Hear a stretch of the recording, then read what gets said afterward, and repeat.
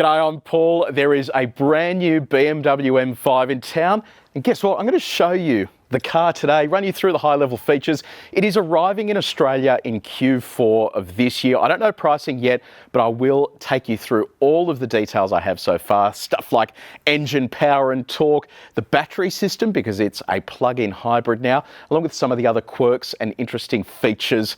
I'm very excited about this because the M5 is an absolute beast of a car. Now, if you do want to skip ahead to other parts of this little walk around, you can use the time codes on the screen. We won't get a chance to drive it today, so I will just step you through everything that I have so far. Now, let's talk about the exterior first before I run you through all the interior stuff and the engine details as well.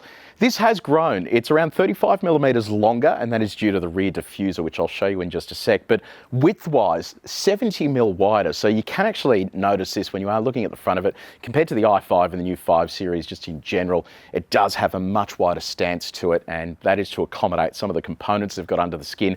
The wider tyres, the big wheels, like it is all about power and torque, this. And weight. It is now close to 2.5 tonnes, which is massive for an M5 and an M car in general. So how that handles will be interesting, because that is a lot of weight, but we'll see how that goes. Now, down the front here, you've got the LED signature around the grille there with M5 lettering. Big air dams down the bottom here as well. Fascinating thing here is they haven't really got any mesh or anything protecting your radiators.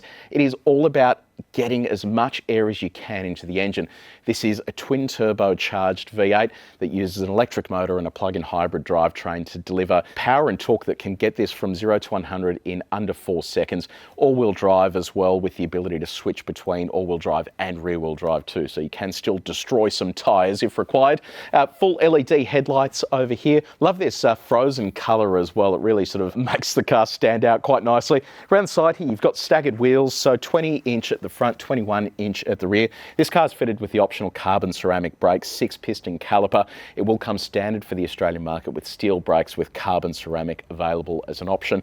It is worth keeping in mind as well that when it comes to this braking system, you really want to be tailoring the brakes for your intended purpose. If you're driving this as a daily, steel is probably going to be the better option, whereas if you are going to be doing track days and really assaulting the brakes, a carbon ceramic is going to be more cost effective in the long run, although you do pay for that with braking performance when the vehicle is cold. So that is just something to keep in mind. Beneath the skin here, you've got adaptive damping on the front and rear axles. The rear axle also has rear wheel steering. It'll offer up to 1.5 degrees worth of rotation to help with cornering and improving low speed maneuvers such as U-turns and stuff like that.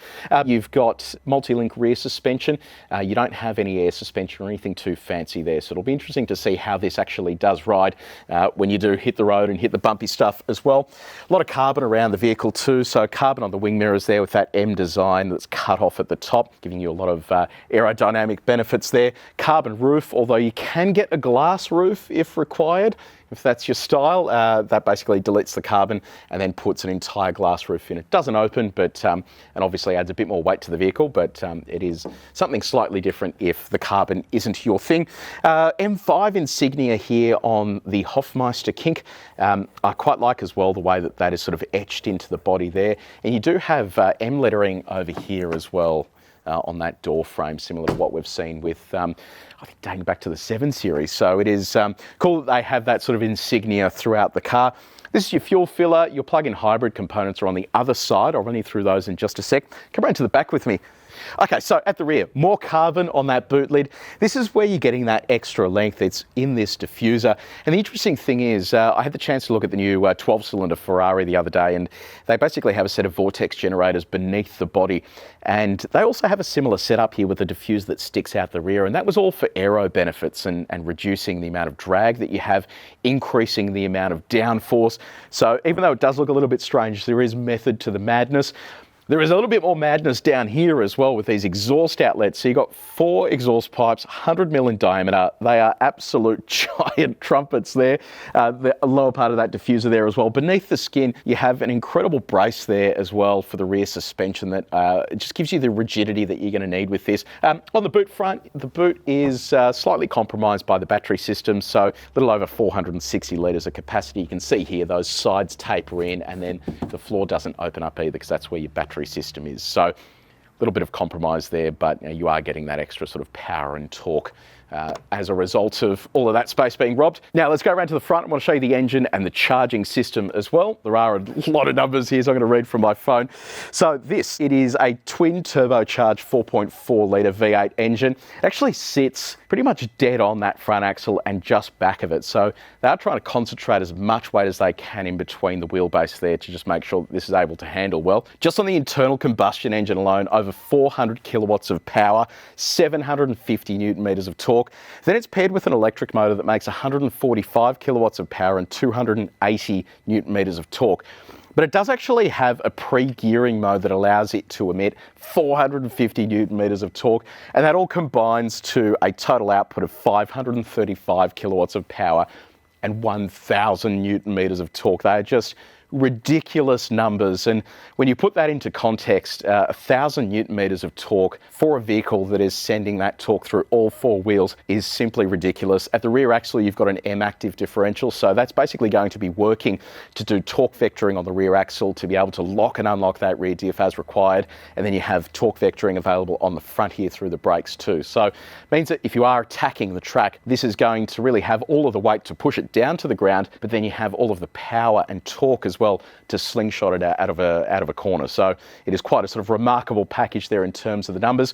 On the charging front, you've got a little over 7 kilowatts of charging capability. The battery size, it's smaller than the battery in the XM, even though this drivetrain is very similar to the XM, and it's just under 20 kilowatt hours worth of usable capacity. That means you're going to get a driving range of about 70 kilometers when this is just in electric alone. So if you are doing short drives to and from work, you can basically charge this at home, drive to work, charge it there, or drive home and charge it there, and not actually have to fire up the internal combustion engine at all. All right, let's jump inside the cabin. I'm going to run you through some of the interior highlights. So we're inside the cabin of the M5. I'll show you what the key looks like. So pretty sort of typical BMW key with the M colours. You've got the lock button there, unlock, boot, and the roundel or the diamond there, and blank on the back. Now, once you're inside, you're presented with a seriously high-tech interior. So it has BMW's OS 8.5, so it is pretty much the latest version of this. We do know that the X3 is going to get OS 9, which uses an Android operating system. This one is Linux-based, but I actually quite like the improvements they made to 8.5 over 8, so you are getting a little bit of extra functionality there that was missing in the previous generation of this. So that's all sort of pretty straightforward. We've gone through this sort of 1,000 times before in our other reviews, but the interesting components to this cabin in particular are the steering wheel and this section here. So with the steering wheel, you've got your M1 and M2 buttons mounted up the top here. So single push of those brings up the activation menu that you can see up on the head-up display. You also have paddle shifters here, but the cool thing is it actually has a boost function. So if you do pull and hold the boost function, it gives you maximum torque availability for a short duration of time. Love the color scheme here as well with the BMW M colors there too. It is just such a beautiful setup here with the LED lights. They've done such a good job with lighting up the cabin and just giving it a bit of character. In the center here, so M behind that sort of crystal knob, but then you've got all of the drive mode selectors. So you can select your M mode, your M hybrid mode, the setup options, traction control, which is very easy to switch off entirely because you can actually put this into rear wheel drive mode as well to destroy some tires if required.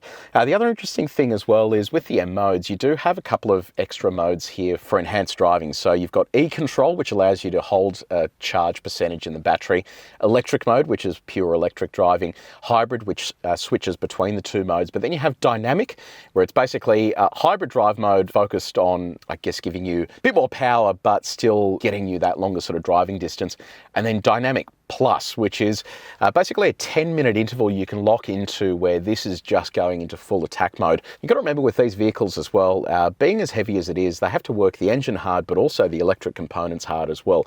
So a mode like Dynamic Plus is effectively cooling that electric drive system so that you can get maximum torque capability. In lesser hybrids, the more you are attacking it, the harder you're going with it, the less energy you're able to get from the battery system because it is starting to heat up.